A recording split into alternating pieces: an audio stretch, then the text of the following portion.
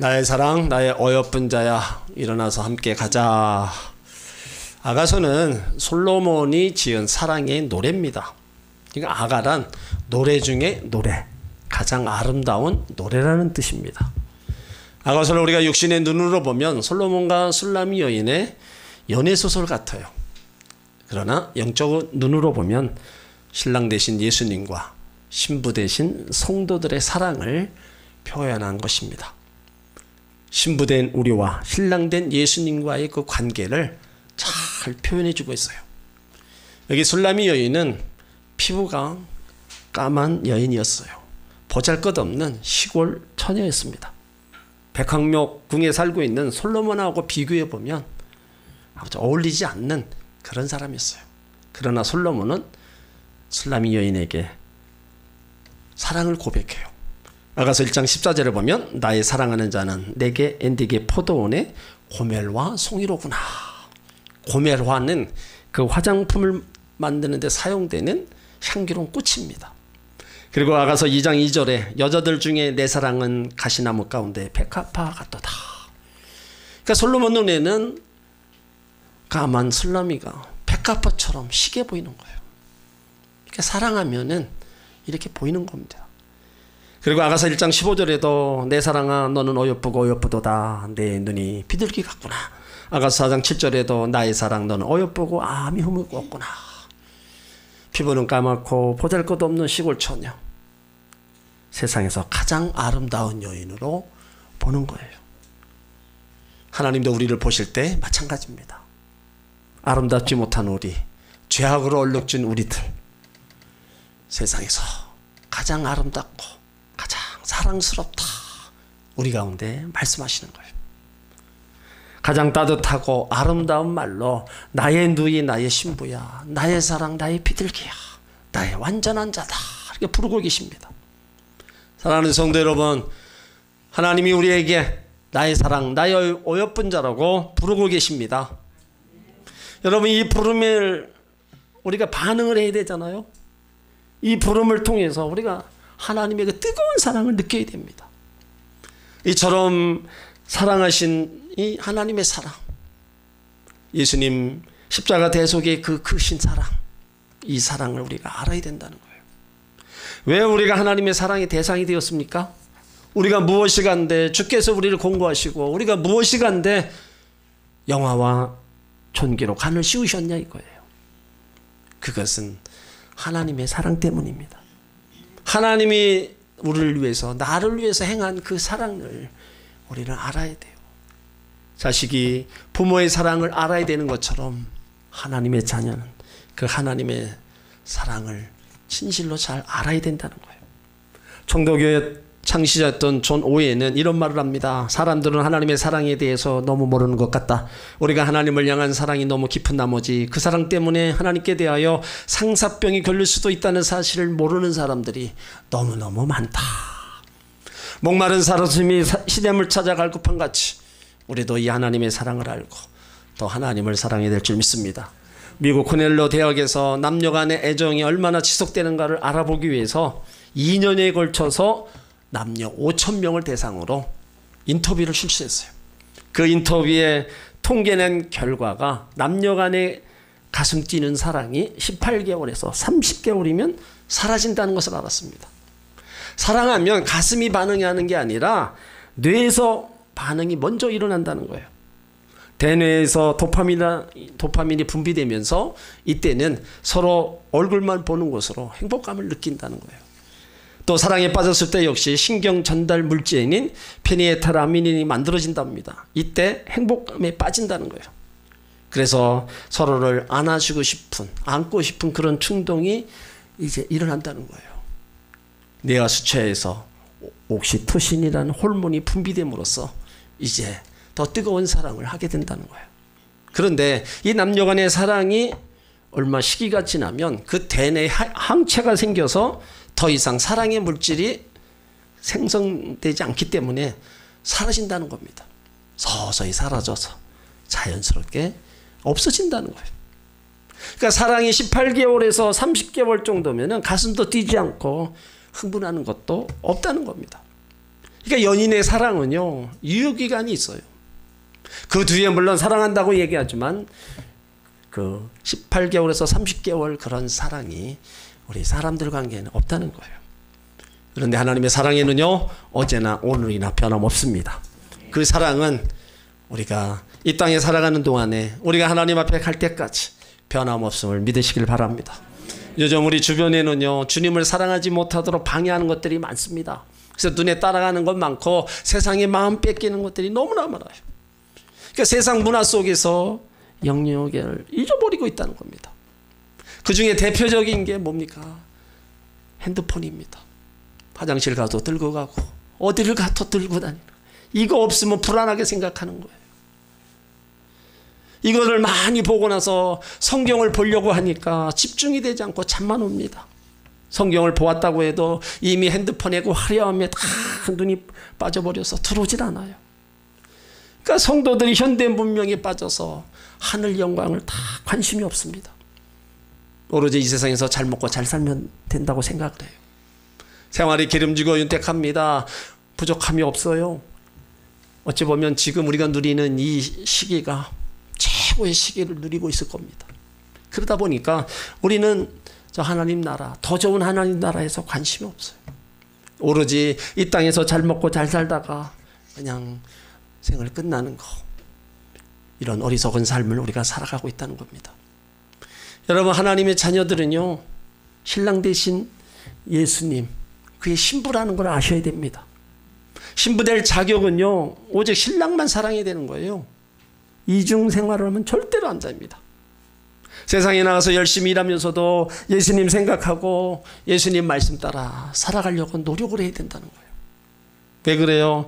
우리를 나의 사랑, 나의 어여쁜 자라고 부르고 계시잖아요. 이 부름에 우리가 실망시켜서는 안 됩니다. 그 부름의 사랑으로 응답을 해야 된다는 거예요. 내가 사랑함으로 병이 낫다 할 정도로 주님을 사모하고 또 주님 없이는 못 산다고, 주님을 끝까지 사랑하겠다고 고백하는 여러분들 되시길 주의 이름으로 축원합니다. 그 사랑의 주님은요, 우리와 늘 함께하기를 원하시는 거예요. 오늘 그래서 10절에도 보면 나의 사랑하는 자가 내게 말하여 이르기를 나의 사랑 나의 어여쁜 자야 일어나서 함께 가자. 그러니까 함께 가자고 우리를 독촉하는 겁니다. 함께 가기 위해서 우리가 어떻게 해야 돼요? 일어나야 됩니다. 누워있거나 주저앉아 있으면 함께 갈 수 없어요. 세상의 자리에서, 게으름의 자리에서, 분주함의 자리에서 일어나야 되고요, 실패와 좌절의 자리에서 일어나야 됩니다. 더 이상 주저앉고 머물러 있어서 이렇게 부르시는데도 아무 생각 없이 그냥 주저앉아 있으면 안 된다는 겁니다. 사랑의 관계는요, 함께하는 겁니다. 성공해도 실패해도 예수님과 함께 가고요, 잘 살아도 못 살아도 예수님과 함께 가야 되고, 병들어도 건강해도 예수님과 함께 가야 되는 거예요. 이것이 변함없는 바로 하나님에 대한 사랑이라는 거예요. 그런데 이렇게 예수님을 함께 가자고 하시는데 신랑보다 더 좋아하는 것이 많이 있어서 망설이는 사람들이 많습니다. 신부가 신랑과 결혼을 했어요. 남편 직장이 해외로 발령받습니다. 남편이 해외로 가자고 하는데 신부는 안 가겠다고, 가려면 혼자 가겠다. 그럼 이게 부부입니까? 신랑이 가면 신부도 쫓아가야 되는 거예요. 왜 쫓아가요? 사랑하니까 가는 겁니다. 마찬가지로 신랑 대신 예수님은요, 우리를 인도하시는 거, 사랑해서 항상 좋은 길로 우리를 이끌어 가고 계셔요. 그러니까 그 가자고 할 때 우리가 잘 따라가는 믿음의 성도가 되어야 된다는 겁니다. 계시록 14장에 어린 양들을 쫓아가는 이들이 나오는데 이들은 모두 어린 양이 인도하는 대로 따라가는 자들이라고 말씀하고 있어요. 그러니까 어린 양만 따라가면 절대로 실수하지 않는다는 믿음이 그들에게 있었다는 겁니다. 그러므로 성도들은 자기 마음대로 자기가 가고 싶은 대로 가는 게 아닙니다. 늘 말씀 안에서 말씀을 따라 주님을 따라 살아가는 그런 삶이 우리 가운데 있어야 된다는 거예요. 양은 목자의 음성을 아는 거로 목자를 따라간다고 그랬습니다. 목자의 음성을 듣고 따라가면요, 푸른 초장과 쉴만한 물가로 우리를 인도해 가는 거예요. 로마서 8장 14절에도 무릇 하나님의 영으로 인도함을 받는 그들은 그 하나님의 아들이라 말씀하고 있어요. 그러니까 하나님의 영으로 인도함 받는 하나님의 자녀들, 주님과 동행하며 교회를 가까이 한 자들입니다. 그래서 성전을 가까이 하는 것이 주님과 동행하는 거예요. 그런데 우리가 주님을 따라갈 때 참 그 길이 쉽지가 않아요. 그래서 어떤 경우라도 주님과 함께 갈 수 있는 그런 믿음을 우리가 소유해야 된다는 겁니다. 구원받은 믿음에서 그치지 말고 하나님을 기쁘시게 하는 믿음으로 한 단계 올라가고 또 세상에서 당하는 그런 모든 환난들을 이겨나갈 수 있는 믿음의 사람이 되어야 되고 주님을 끝까지 따라가는 믿음의 성도가 되어야 된다는 겁니다. 바라기는 성도 여러분 모두가 다 믿음 없는 자가 아니라 믿음 있는 자가 되어서 주님 앞에 서는 그날까지 신앙생활 잘하시길 주의 이름으로 축원합니다. 오늘 신랑은 신부에게 함께 가자고 얘기하는데 거기가 어디냐 이거예요. 자기 포도원입니다. 솔로몬은 술람이 여인을 자기 포도원에 초대하고 있어요. 오늘 포도원의 모습이 12절로 13절에 나옵니다. 지면에는 꽃이 피고 새에 노래할 때가 이르렀는데 반구의 소리가 우리 땅에 들리는구나. 무화과 나무에는 푸른 열매가 익었고 포도나무는 꽃이 피어 향기를 토하는구나. 포도원은 무화과 나무 푸른 열매가 익었고 포도원 꽃이 피어서 향기를 토하는 거. 그러니까 모든 향명의 활기를 띠고 열매가 있고 향기가 진동하는 겁니다. 오늘날 이 포도원은 교회를 의미하는 거예요. 주님은 이 땅에 주님의 몸인 교회를 세웠습니다. 지상의 모든 교회가 완전하진 않지만 그래도 주님은 보호하시고 사랑으로 늘 이전에 함께하고 계신다는 겁니다. 이전에 계시면서 목마른 인생들 또 힘들고 어려움과 고통 가운데 있는 이들이 성전에 올라올 때마다 위로해 주시고 그들에게 더 새 생명을 공급해 주시는 거예요. 그래서 우리는 교회에 와서 영혼의 문제를 해결받아야 된다는 겁니다. 죄의 문제를 해결을 받아야 되고요. 하나님과 저주의 문제를 해결을 받아야 되고 사망길로 가는 이 문제를 해결받아야 된다는 거예요. 다른 곳에 가서는 이것을 우리가 해결받을 곳이 없습니다. 주님 안에 와서 우리가 죄에서 자유함을 얻고요. 보혜와 축복을 누리면서 영원한 생명을 얻은 하나님의 자녀로 천국을 향해 달려가야 된다는 거예요. 어느 사람들은 교회가 크다고 자랑하고 은혜스럽다 자랑하는 거 물론 좋습니다. 성도는 교회가 크든 작든 자부심을 가지고 있어야 돼요. 그런데 더 중요한 것은요. 내가 그 은혜의 대열에 동참하고 있느냐는 거예요. 다른 사람들은 다 열심히 은혜 받고 헌신하는데 나는 주님과 친밀한 교제가 이루어지지 않는다면 아무리 큰 곳에 나가도 소용없는 겁니다. 날마다 내가 있는 곳에서 주님과 가까이 하며 주님과의 교제를 날마다 이루어 가야 된다는 거예요. 그래서 오늘 신랑은요 신부에게 요구하는 것이 있습니다. 14절에 보면요 바위튼 낭떠러지기 은밀한 곳에 있는 나의 비둘기야 나로 내 얼굴을 보게 하라. 내 소리를 듣게 하라. 내 소리는 부드럽고 내 얼굴은 아름답구나. 바위튼 낭떠러지기 은밀한 곳, 아무도 오지 않는 한적한 곳, 숨어 있는 겁니다. 그래서 그곳에서 나오라는 거예요. 왜 나와요? 얼굴을 보자는 거예요. 하나님의 교제는요 예배입니다. 그래서 예배는 하나님께 우리 얼굴을 보여드리는 시간입니다. 오늘 하나님 앞에 왔습니다. 하나님이 여러분 한 분 한 분 다 얼굴을 다 보고 계신다는 거. 그래서 예배 시간에 빠지지 말아야 된다는 거예요. 여러분 여기 주일날 안 나오면 하나님이 근심하시지 않겠어요? 저 성도가 오늘 어디 갔나? 얼굴을 보고 싶은데 어디가 있나? 그래서 이 예배가 하나님께 내 얼굴을 보여드리는 거예요. 하나님 저 왔습니다. 하나님은 우리 얼굴만 보고도요 그냥 기뻐하시는 겁니다. 그리고 이 예배의 자리에서 우리의 소리를 듣고 싶어 하시는 거예요. 예수님이 듣고 싶어하는 성도의 소리가 뭐예요? 기도하는 소리, 말씀 읽는 소리, 회개의 소리, 찬양하는 소리, 서로서로 사랑하며 감사하는 그런 소리, 그런 소리를 듣고 싶어 하시는 겁니다. 그러니까 우리가 하나님의 전에 와서 얼굴을 보여드리고 내 목소리를 하나님 앞에 들려드려야 된다는 거예요. 신랑이 신부의 얼굴을 보기를 원하는 것처럼, 사랑하는 애인들이 서로의 목소리를 듣고 싶어하는 것처럼 우리 하나님도요 우리와 함께하고 싶어하고 우리 목소리를 듣고 싶어 한다는 거예요. 그런데 우리는요 이게 주님과 함께하지 못하게 하는 많은 방해 요소들이 있어요. 많은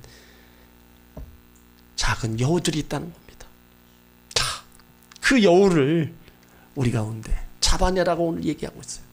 그냥 놔두지 말라는 겁니다. 내가 하나님 앞에 오고 내가 하나님 앞에 소리를 바라는데 못하게 하는 그런 방해꾼들, 그것들을 그냥 내버려 두지 말라는 거예요. 그걸 다 잡아내라는 겁니다. 그래서 오늘 15절에 우리를 위하여 여우 곧 포도원을 허는 작은 여우를 잡으라. 우리 포도원에 꽃이 피었습니다.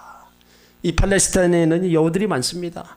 포도원에 그 꽃이 필 무렵에 여우가 땅을 파고 포도원에 들어가서 뿌리를 다 갉아먹고 줄기를 다 뜯어내서 포도원을 완전히 망가뜨리는 겁니다.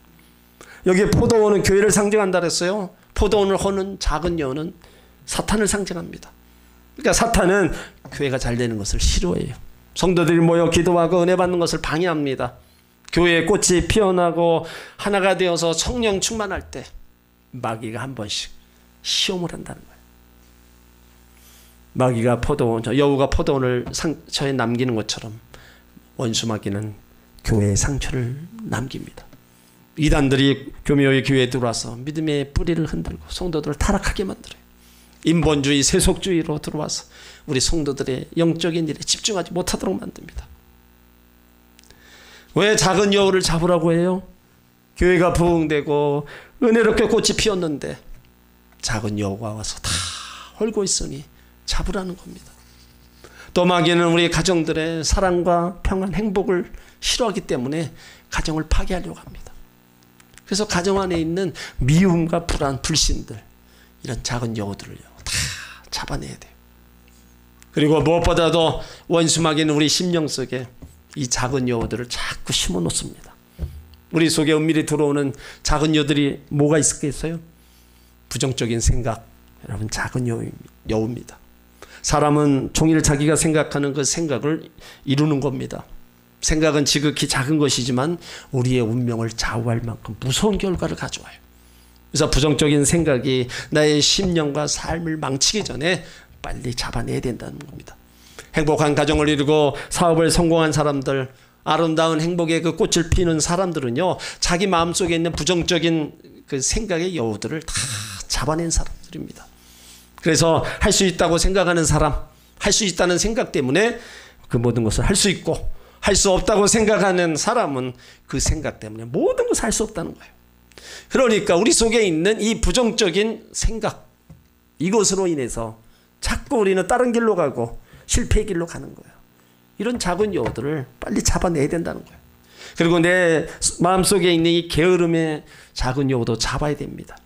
많은 사람들이 게으름과 나태함을 대수롭지 않게 생각하고 있어요. 사회학자 페크는 이런 말을 합니다. 게으름은 악의 주요 원인이요 심리적인 병의 원인이요 인간관계에 있어 실패하는 주요 원인이다. 게으름 때문에 인간관계에 많이 실패합니다. 그 게으름 때문에 인정받지 못해요. 그래서 그 게으름을 성경은 이렇게 얘기합니다. 잠언 24장 33절에 내가 좀 더 찾아 좀 더 졸자 손을 모고 좀 더 눕자 하니 내 분궁이 강도같이 오며 내 궁핍이 군사같이 이르리라. 여러분 게으른 사람 치고 잘되는 사람, 부자 된 사람 없습니다. 여러분 열심히 일하고 성공하는 사람 보세요. 새벽부터 나가서 부지런히 열심히 다 일합니다. 게으른 데는 게으름의 원인이 있는 거예요. 거기에는 가난만 쫓아올 수밖에 없는 겁니다. 원수 마귀가 우리를 파괴시키는데 사용하는 무기는요 내일로 미루는 게으름입니다. 현대 신종 마귀, 바로 내일 마귀예요. 예수 믿는 거, 기도하는 거, 다 전도하는 거 하라는 거예요. 근데 언제 하래요? 내일 하라는 거예요. 오늘 하지 말고 내일. 여러분 내일 하다 보면 그 일이 되겠어요? 안 되는 겁니다. 그래서 내 안에 있는 이 게으름의 작은 여우를 빨리 잡아내야 된다는 거예요. 또 분노와 혈기의 작은 여우가 있습니다. 이 분노와 혈기 때문에 싸움의 원인이 되고 살인의 원인이 되는 거예요. 그래서 성경 에베소 4장 26절에 분을 내어도 죄를 짓지 말며 해가 지도록 분을 품지 말라. 잠언 12장 16절에 미련한 자는 분노를 당장 나타내거니와 슬기로운 자는 수욕을 참느니라. 이 작은 분노와 혈기 때문에 교회의 분위기가 어둡게 되고 가정이 어둡게 되는 거예요. 야고보 1장 20절에 사람이 성내는 것이 하나님의 의를 이루지 못한다. 그러니까 하나님의 자녀들은요 하나님 영광 나타내기 위해서라도 성내는 거, 분내는 거를 참아야 돼요. 더욱이 내 안에 그것이 숨어 있어서 자꾸 나도 모르게 튀어나온다면 몸부림쳐서 내 안에 있는 분노와 혈기의 작은 유혹을 빨리 쫓아내야 됩니다. 또 내 안에 있는 이 시기심의 작은 유혹도 있어요. 시기심하다 망한 사람이 사울이에요. 사울은 천천히고 다윗은 만만이다. 인기 순위에서 밀리자 시기심이 나타납니다. 그래서 평생 자기 사위였던 다윗을 죽이려고 쫓아다니는 거예요. 악신에 걸리고 고통에 걸리고 결국엔 전쟁터에서 비참하게 죽어갑니다. 그러니까 시기심은 삶의 기쁨도 빼앗아가는 거예요. 남이 잘 되는 거 못 보는 사람, 사람들에게 칭찬받는 사람을 시기하는 거, 이런 모든 게 다 내 안에 나도 모르게 시기심이 자리 잡고 있다는 거예요. 이런 것들을 우리 빨리 쫓아내야 됩니다. 욕이라는 작은 요구가 있고요, 교만이라는 작은 요구도 우리 안에 자리 잡고 있어요. 이런 것들을 우리가 잡아내야 된다. 왜 여유를 잡으라 그랬어요? 나의 심령의 평안, 가정의 평안, 교회의 평안을 깨트리는 것이기 때문에 다 잡아내야 된다는 거예요. 여러분, 가볍게 여기면 안 됩니다. 작은 여우 내 마음속에 있고요, 가정에도 있고 교회 안에 있을 수 있습니다. 속담에 물 한 방울 하나가 바위를 뚫는다 그랬어요. 개미 구멍으로 공든탑이 무너진다 그랬습니다. 사탄은 절대로 큰 것 가지고 우리를 시험하지 않습니다. 작은 것 가지고 우리 가운데 역사한다는 거예요. 그러면 이 여우를 우리가 어떻게 잡아야 돼요? 여우는요, 바위 틈 굴 속에 살고 있기 때문에 잡기가 어려워요. 그래서 그 방법은 굴 입구에다 불을 지펴서 연기가 안으로 들어가게 하는 겁니다. 그럼 견디다 못해 튀어나오죠. 그때 잡아요. 이건 영적으로 다 우리가 얘기한다면 우리 속에 숨어있는 이 작은 여우들은요, 우리가 성령의 불로, 성령의 충만함으로 다 잡아야 된다는 거예요. 그래서 하나님의 자녀들이 성령 충만한 신앙생활, 믿음의 생활을 그래서 하라는 거예요. 술 취하지 말고, 이는 방탕한 거니까 오직 성령의 충만함을 받으라. 성령 충만한 생활로 이 작은 여우를 잡아서 교회나 가정과 내 심령을 평강으로 지켜나가라는 겁니다. 주님이 아니고서는 우리가 더 믿음 안에 굳건히 하나님 말씀 안에서 우리가 깨닫고 바로 나가지 않고서는 우리 가운데 역사하는 이런 작은 여우들을 우리가 잡을 수 없어요. 그러니까 우리가 끊임없이 하나님 찾고 말씀 안에서 기도하면서 내 안에 뭐가 있는가를 우리가 또 찾고 발견해내가면서 빨리 그것을 예수 이름으로 쫓고 성령의 불로 다 태워야 작은 여우들이 없어진다는 것을 믿으시길 바랍니다. 또 하나 작은 여우를 잡으라는 것은요, 꽃피는 봄날을 제대로 관리하라는 겁니다. 꽃이 피고 새가 노래하는 인생의 계절, 성공하고 출세하고 잘 나갈 때 그걸 잘 관리하라는 거예요. 그러니까 사람들은 무엇인가 잘 나갈 때, 여러분 그때 조심하셔야 돼요. 뭐가 있을 때, 건강이 있을 때, 재산이 있고 믿음이 있고 행복한 삶이 주어졌을 때 이거 잘 지키라는 거예요. 가난할 때보다 돈 벌었을 때, 실패할 때보다 성공했을 때, 낮아졌을 때보다 높아졌을 때 제대로 관리하라는 거예요. 여러분, 있을 때, 성공했을 때 관리하지 못하면요, 다 빼앗기는 겁니다. 하나님 주신 은혜와 복을 내가 잘 관리해서 나가야 되는데 다 빼앗겨버리는 사람이 있어요. 복 받고 하나님 멀리하고 하나님 떠나는 사람들 많습니다. 우리는 영원한 생명도 주신 분이 하나님, 은혜와 복을 주신 분도 하나님, 그 하나님을 정말로 우리가 잘 사랑하고 믿고 따라가면 하나님은 복의 복을 더하시면서 내가 가지고 있는 것 절대로 원수마귀가 빼앗지 못하도록 지켜주시는 겁니다. 그러니까 우리가 하나님으로 더불어 내가 있는 모든 것들을 잘 관리하고 잘 지키면서 우리가 달려가야 된다는 거예요. 그리고 오늘 16절에 보면요, 나의 사랑하는 자는 내게 속하였고 나는 그에게 속하였구나. 그가 백합밭 가운데 양떼를 먹이는구나. 우리가 주님 안에 있습니다. 주님이 우리 안에 들어와 있습니다. 백합밭 가운데 양떼를 먹인다는 거, 목자 되신 예수님이 양인 우리들을 먹이신다는 거예요. 쉴만한 물과 푸른 초장으로 우리를 이끌어 가시면서 때를 따라서 은혜를 주시면서 우리 수고의 열매가 있게 하시고 가정에 평강이 있도록 우리를 먹이신다는 거예요. 여러분, 그 누가 우리를 이렇게 인도하실 분이 있겠어요? 바로 목자 되신 예수님만이 할 수 있는 겁니다. 오늘 17절에 술람이 여인은 솔로몬을 향하여 노루와 오랜 사슴 험준한 산에서 더 이상 망설이지 말고 자신에게 돌아오라 속히 호소하고 있어요. 이 말씀은요, 신랑을 기다리는 신부입니다. 솔로몬을 기다리는 그 술람이 여인의 간절한 마음이에요.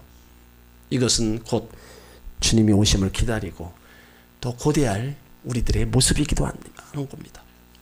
신랑 되신 예수님을 사랑하면서 맞을 준비하고 기다리시길 바랍니다. 어디서 기다려요? 포도원, 바로 교회에서. 여러분, 신앙생활 잘 하시다가 다시 오실 예수님 만나시기를 주의 이름으로 축원합니다. 일어나서 나와 함께 가자. 이 땅의 솥반이 아닙니다. 하나님 나라까지 함께 가자는 거예요. 그런데 그것이 싫다고 떠나가는 사람이 많이 있어요. 이 땅에서도 싫고 하나님 나라도 싫고 정말로 안타까운 모습. 여러분들은 그러지 마셔야 돼요.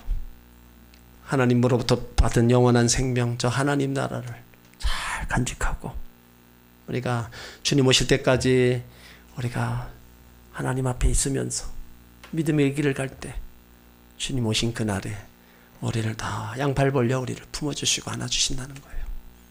여러분, 그때가 멀리 있습니까? 아니에요. 내일 올 수도 있고 그때는 아무도 모르는 거예요. 그렇기 때문에 우리가 항상 하나님의 성전에서 주님 오심을 준비하면서 믿음의 길을 가야 되는 거예요. 오늘 말씀을 통해서 하나님이 우리를 얼마나 사랑하시는지, 우리와 이렇게 함께하기를 원하시는지를 우리가 알아야 됩니다. 나의 사랑, 나의 어여쁜 자야 부르시잖아요. 그리고 일어나서 함께 가자. 네 얼굴도 보고 네 목소리도 듣고 싶다. 이렇게 우리를 부르시는데, 찾으시는데 우리가 반응을 보여야 되잖아요. 믿음으로 반응을 보이고 그 사랑하는 주님과 함께 우리가 달려가야 되잖아요. 어떻게 멀리하고 어떻게 떨어져 나가요? 그거는 영원한 멸망의 길로 가는 것밖에 안 됩니다. 주님과 멀어져 있다면 더 가까이 다가오시길 바랍니다. 하나님의 성전에도 한 걸음 다가오시길 바랍니다. 그리하면 나의 삶과 신앙생활의 포도원 열매처럼 풍성한 열매가 맺힐 줄 믿습니다. 사랑하는 성도 여러분, 여러분의 모든 것, 생업, 가정, 범사, 영적인 모든 것이 다 예수님으로 꽃이 피고 열매 맺고 아름다운 향기로운 삶을 사시기를 주의 이름으로 축원합니다. 이 땅에서도 하나님과 동행하면서 복을 받고 주님 앞에 섰을 때 귀한 상급과 면류관을 얻는 여러분 모두가 되시기를 주의 이름으로 축원합니다.